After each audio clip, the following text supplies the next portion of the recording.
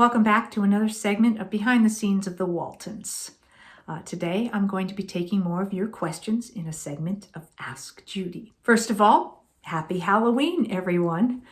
We never did any official Halloween episodes on the Waltons, although we did have a couple that were a little unusual and, could have been considered a little spooky.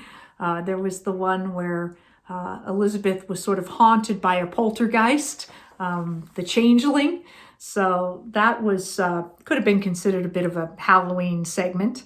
And then there was the one where we played with the Ouija board.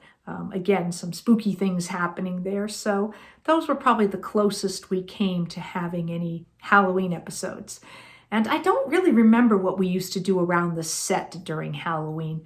There might have been some people who came with some partial costume, some of the crew. The cast couldn't really, because we would have had to be in wardrobe, unless someone was just there for school that day, in which case we could have come in costume.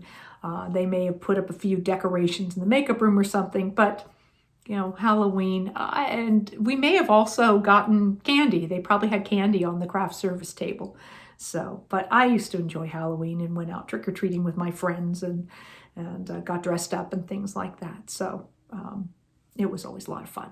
I am also about to head out to North Carolina, to Pinehurst, to the Sunrise Theater to do a couple of concerts in November. So November 12th and 13th, I will be doing concerts at the Sunrise Theater. So any of you who might be in that general area, please do come out and catch my show. It'll be songs from the Great American Songbook and maybe a few Broadway songs, but songs that I have been singing my whole life and love, and some stories about my life, the Waltons, stuff like that. So it'll be a lot of fun. So if you're in that area and can come out, I'm going to post the promotion in the information on this particular episode. So if you're there, I hope I get a chance to see you, meet you, and all of that. I have a question here from Mark.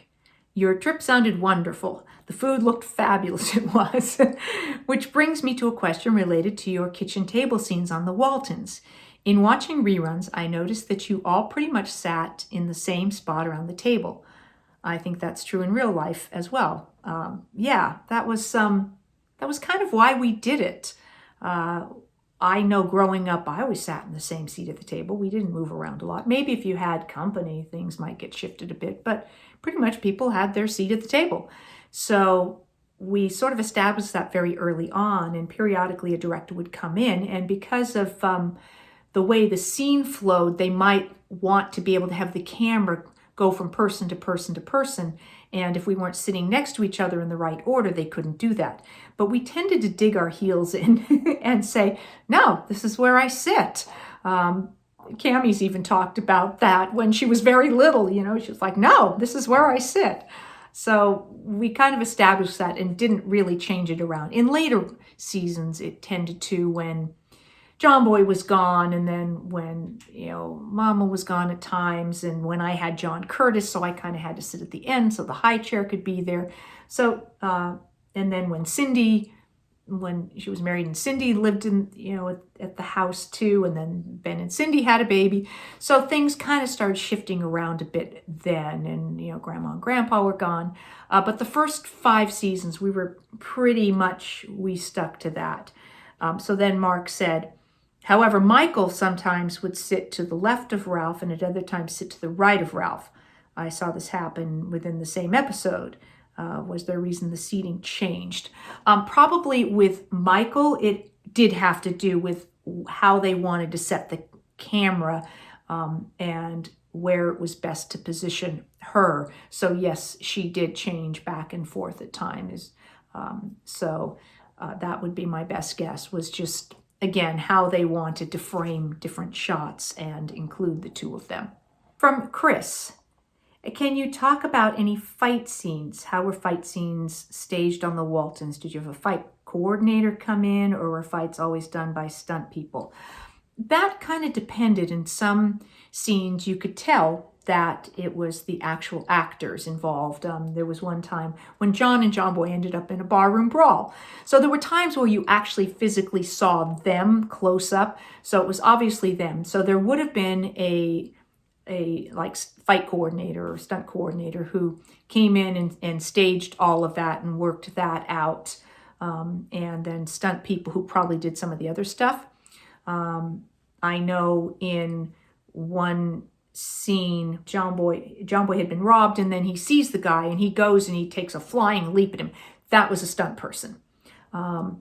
So things like that, it kind of varied depending on how physical the action was, and obviously keeping your actors safe and how much they could coordinate what was happening, and have the actors do it, but nobody actually getting hit or hurt. So that was usually the way it sort of worked on most shows that I've worked with, where there were stunt things like that and fights that happened. A question here from Sterling. You've been asked whether you prefer acting on stage or screen better, but how about being a viewer?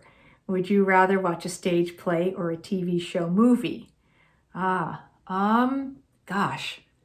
I think it depends on the show. I mean, I love seeing live theater. I love going to see musicals. I love when I have an opportunity to go to New York and see Broadway shows. And I love seeing movies in a movie theater. Certain movies just play better on a big screen with the sound, all the surround sound and everything. But I like all of them.